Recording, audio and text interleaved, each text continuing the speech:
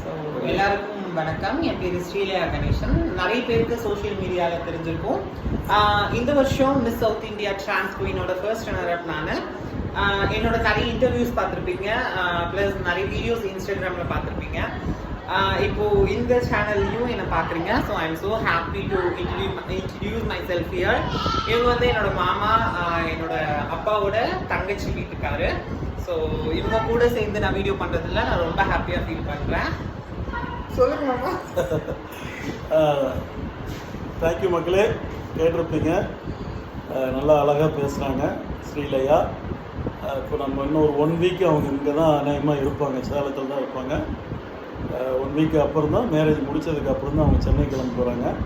அது வரைக்கும் நம்ம சேனலுக்காக மச்சனம் பொண்ணு வீடியோ பண்ண போகிறாங்க. தேங்க்யூ. எதிர்பாருங்க. நன்றி.